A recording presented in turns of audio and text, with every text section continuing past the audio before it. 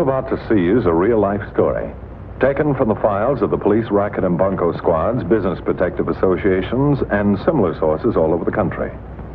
It is intended to expose the confidence game, the carefully worked-out frauds by which confidence men take more money each year from the American public than all the bank robbers and thugs with their violence.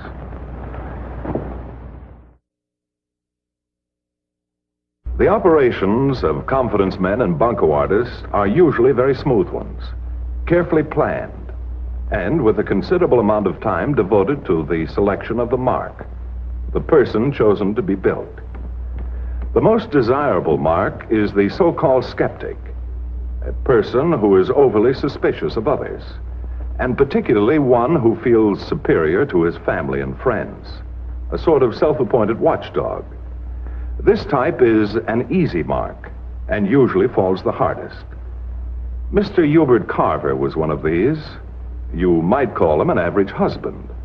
And here is a wife's eye view of Mr. Average Husband, the autocrat of the breakfast table. Sucker. That's the word he uses, Martha, right here in the article. Sucker. Butter that, Father, will you, dear? I want you to hear this.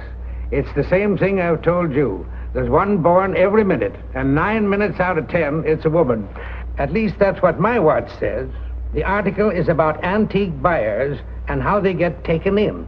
A committee of honest antique dealers have examined some 300 cases in which unsuspecting housewives have been the victims of unscrupulous art dealers. Where's my toast, dear?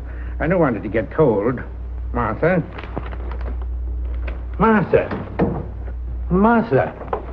Martha, you weren't even listening. Well, it was the doorbell, dear. I didn't hear it. Well, you were talking. Oh. Don't you want your toast? It's getting cold.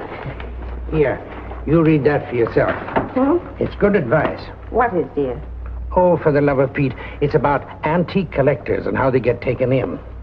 Who was at the door? Oh, it wasn't anything, dear. Why, I haven't bought any antiques for months now, and you know that. All right, never mind. If you're finally following my advice. I sort of lost interest, I guess. You made such a big fuss. Anyway, I didn't buy much. But, you know, I think it is foolish to take up things that you don't know anything about. I only did it because I didn't have anything to do, and I'm alone so much of the day. But, you know, I think if a person wants a hobby, they should know what they're talking about. Otherwise, they're liable to make foolish mistakes. Expensive mistakes. Don't you think? Now what? Oh, darling, it's nothing like that. Yes, see? There. Know your family tree. It's very authoritative, or so Professor McCready says. Who? It tells you what to look for when you're checking up on your ancestors. I mean, the purpose of the whole book is to keep people from being swindled and making mistakes, just like you say. Wait a minute. Slow down. Darling, even though it's a private publication, it only costs $10. I asked you who Professor McCready was. Well, he's a genealogist. You know, I've always been interested in finding out more about my family. Goodbye, dear. I'm late. Well, that's what a genealogist does. He helps you to find out. And anyway, this professor is so nice. He came to the door one day and he showed me a coat of arms. He drew up for Carol and Bixby, the drugstore Bixby's. Can you imagine her with a coat of arms? Well, anyway, I just hired him. I hired him because I'm interested, that's all. I don't care who my ancestors turn out to be. You've done what? Darling, he's spending a lot more time than he's charging for, and it'll only take a couple of days. Oh, Hubert, there's nothing wrong with hiring a genealogist. It's just something to do, that's all. Oh, for the love of Pete. Sucker. Don't you want your hat, dear? Oh. Now, don't worry. My hobbies never seem to last very long. Thank goodness.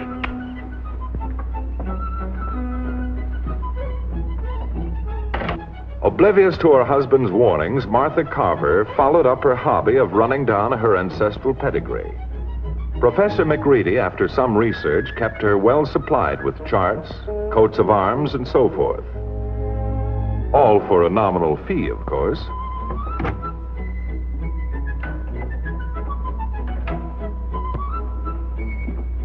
Well, what's all this?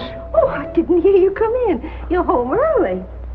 Oh, those aren't anything. Just some letters from great-grandmother Murphy. I finally found them in the attic.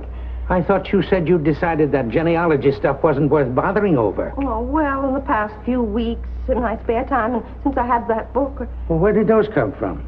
Did you pay money for that doodling? Oh, well, that's not our family. I mean, they're just branches. Uncle Oscar and the Dexter crest. Just had it made up in case Carol and Bixby should call. Oh, Hubert, don't look at me like that. Why, you barely mentioned it since that one morning. Well, Professor McCready says... Is he still here? Hmm? Oh, well, yes, I've seen him once or twice a week for the past month. Martha, there's just one thing I want you to do for me. Never mind trying to explain why you keep on being foolish. Just let me have one good look at your checkbook this month. I tell you, Bixby, the way I see it, a man must look out for his wife's interests. Give the so-called weaker sex the strong arm of protection. Toothpaste, hair tonic, need any razor blades? Well, yes, I guess so. You bought some yesterday, Mr. Carver. What? Oh, I guess maybe you're right. Never mind. Anyway, there comes a time when a man has to put his foot down, don't you think? Well, you can say that again. $1.35. That's what I wanted to talk to you about. My wife needs to be taught a lesson, and I understand your wife has been, shall we say, taken in? What are you talking about? Oh, all that silly family tree stuff that the women have been playing around with. I understand you got hooked by that same bird. I don't get you. Personally, I come from the apes, and I'm proud of it. You know, that phony professor, or whatever he calls himself. McCready? Let me tell you something, Mr. McCarver. He has found some very interesting things. Like my name, Bixby, with a Y. But during the time of the Mayflower, there was a soldier spelled it I-E. Yes, but Yeah, he got to be governor at one time. In fact, he was knighted. It doesn't mean anything really, but I have always known that the early Bixbys were very prominent people. Oh, for the love of Pete. He got you, too. Huh? One born every minute. Just what did you mean by phony professor, Mr. Carver? I'd like to have a look at your wife's checkbook this month. Well, Couldn't help but hear what you fellas were talking about.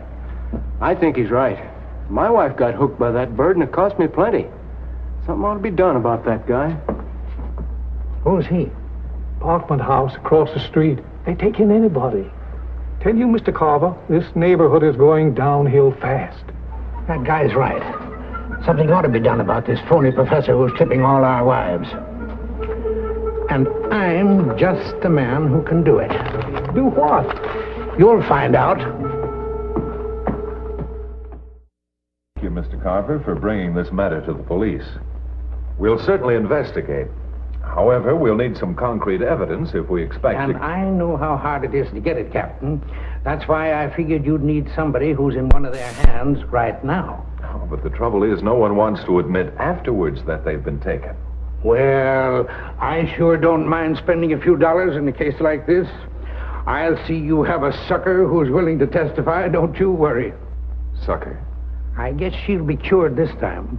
My wife. Oh. Well, may I suggest that we proceed with a certain amount of caution? We'll need her testimony, you know. And let's don't let our enthusiasm get out of bounds. Many a case has been ruined for the police by somebody jumping the gun. You can depend on me, Captain. I'll keep in touch with you. I hope so.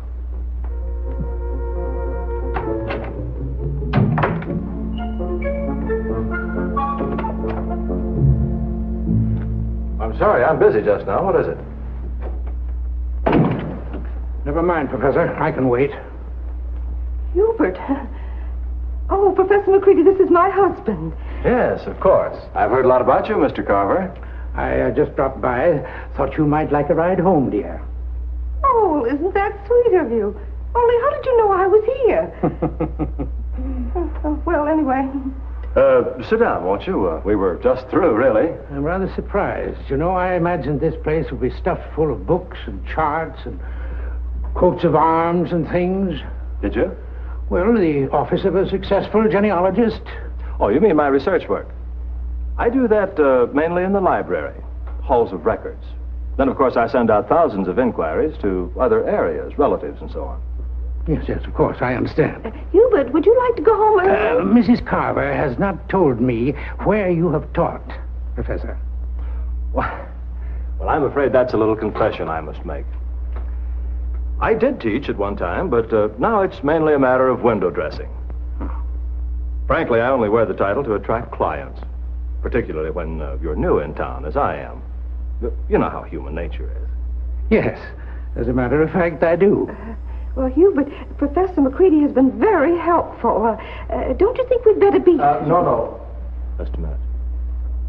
Mr. Carver, I understand you don't think much of genealogy. I also understand you collect stamps. Now, let me tell you something. I wouldn't spend more than 3 cents for a stamp. What brought that up? Oh, darling, listen to me. I just came here to explain to Professor McCready that I couldn't possibly afford to have him go any further with great-grandmother's letters, and he's been very sweet and very understanding, and that's that. Letters? I don't even know what you're talking about. Your wife has a very interesting problem, Mr. Carver. We've managed to trace several branches of her family quite successfully. But the direct lineage beyond her great-grandmother's first husband is rather obscure. Well, I had to tell her that it would be a bit expensive.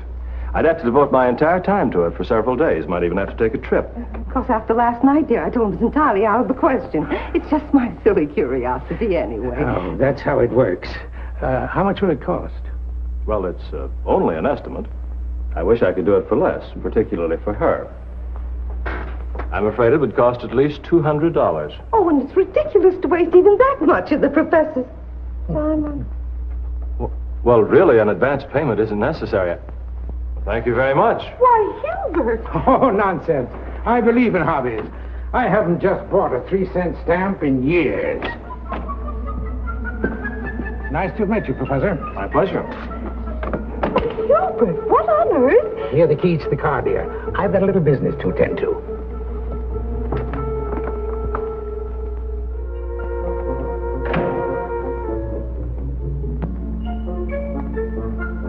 Well, Captain Braddock, how are we doing? It's been several days since...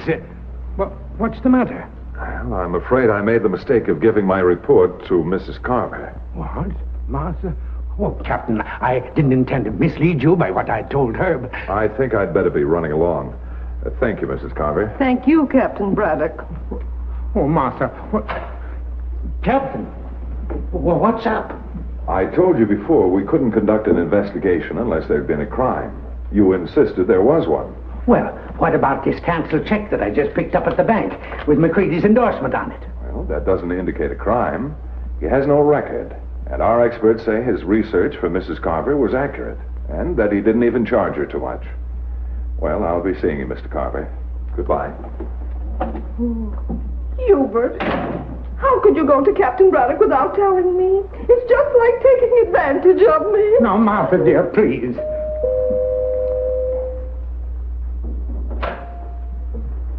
Oh, Professor McCready. Good evening, Mrs. Carver.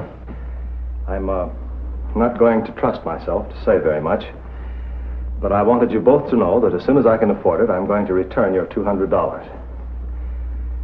I don't know exactly what's been going on, but I finally talked to one of my disappearing clients, a Mr. Bixby, and I think I understand.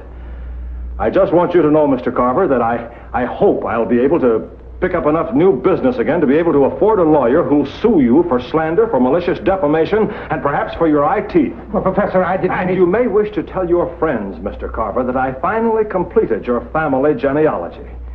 Great-grandmother Murphy was descended from a man named Stikes, who was one of the first settlers in what is now St. Louis. And with all due respect to your lovely wife, Mr. Carver, you may well be considered the direct male heir of a man who raised pigs. What? Oh, Hubert. Martha. Oh. Oh, for the love of Pete. As the professor prepares to move on, the follow-up men stand by to take over. One will set the victim up.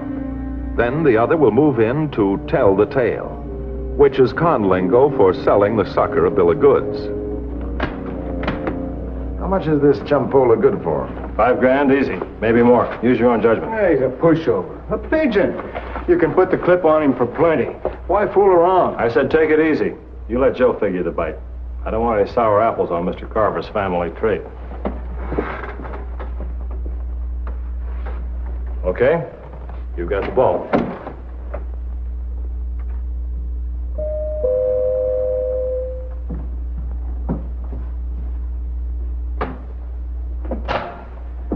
Mr. Carver. Yes? Yes, of course, I knew. I've seen you around the neighborhood. My wife isn't feeling very well. Yes, I was just talking to Mr. Bixby, the druggist. He told me you'd been in to dinner. I'm sorry I missed you there.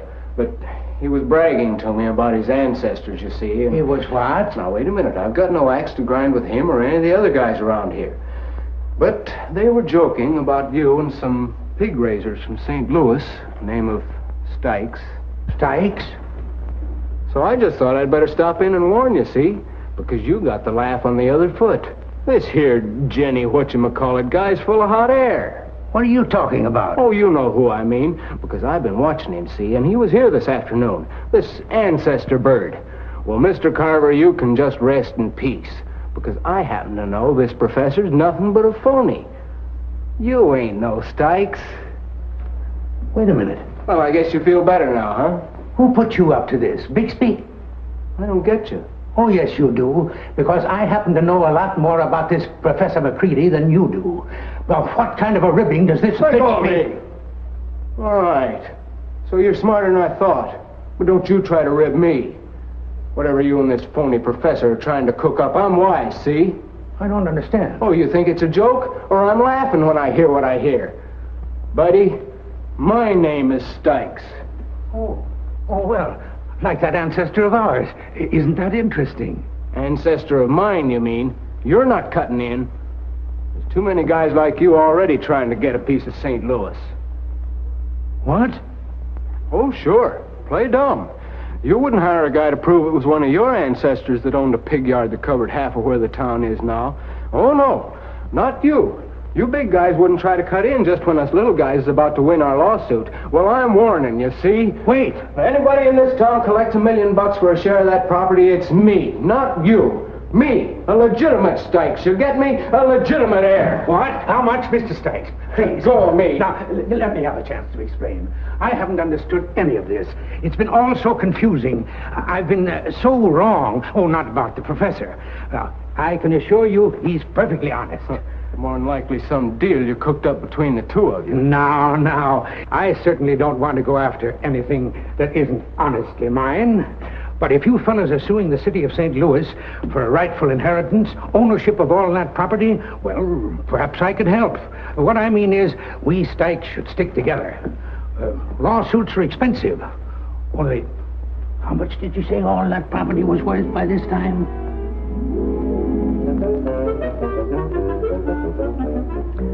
Well, that Mr. Stykes didn't seem like a very intelligent sort of person. Now, I told you he's not the one. There's a banker from St. Louis here. You'll meet him tonight. He's handling the legal contracts. Good man for it. Good head on his shoulders. See the one you wrote the check to? Hubert, I'm asking you. Is his name Mr. Stykes, too? Well, of course it is. But I'll tell you this. There's none of them with as good a claim as we have. All those family crests and trees and stuff we bought, they'll come in mighty handy when the settlement comes. I can tell you that. You have to pay for a settlement? Oh, for the love of Pete. It's business, that's all, dear. You wouldn't understand. No, dear, I guess not. Of course not. Now, after tonight, we're going to speed the thing up. Handle it better. Joe and I are going to kick in enough cash to get the case into court next month. You mean you're going to pay more money?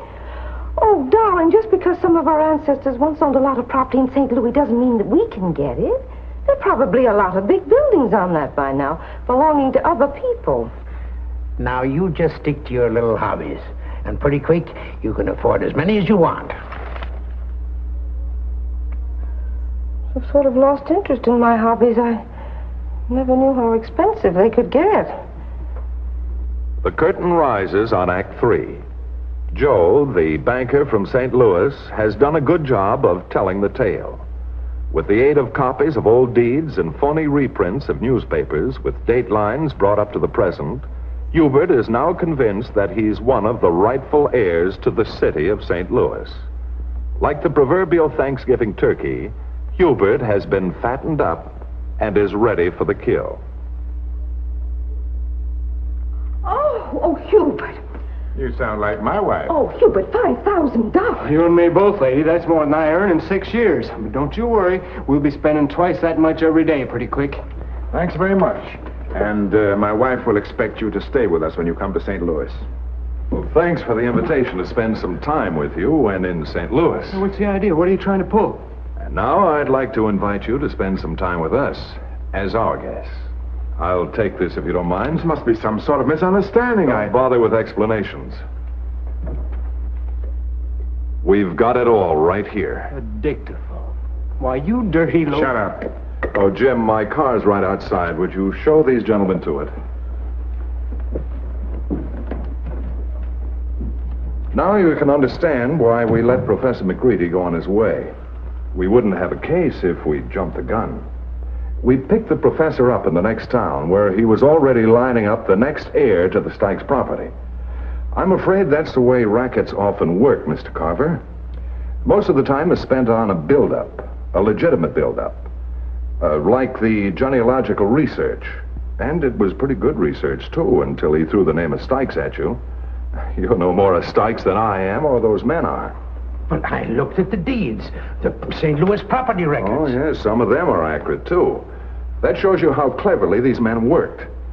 But for your information, the Stykes land claim was thrown out of the courts 27 years ago. Oh, I can't understand how you ever caught on to it. And how you ever got into the house to put that thing in. Oh, well, neither do I, of course. And I was gone all afternoon. I don't understand any of it. It was so fortunate that you, Captain Braddock, knew that there was something wrong and... Oh, yes, of course. But I think your husband deserves most of the credit. It's just like he said before. The hardest thing is to find someone willing to come forward. What? Yes, we'll need that, too, of course. You know, your testimony. Someone who's willing to come right out in public and admit that they've been taken for a sucker. Oh, for the love of Pete. Well, I think I'll be running along. I'll send a man in to pick up the equipment. I'll just see him to the door, dear.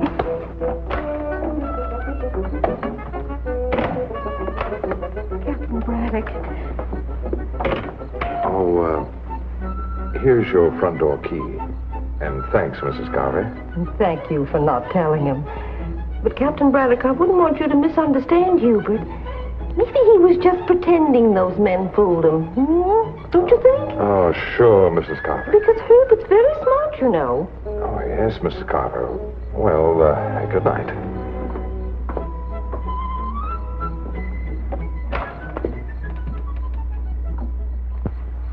So you see, it isn't always the innocent or the ignorant that con men pick for their pigeons.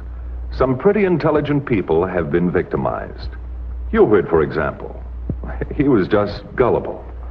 And that's something to think about when you wonder who the most gullible person in your family is. Because there are a great many rackets designed especially for the skeptic. It could even happen to you.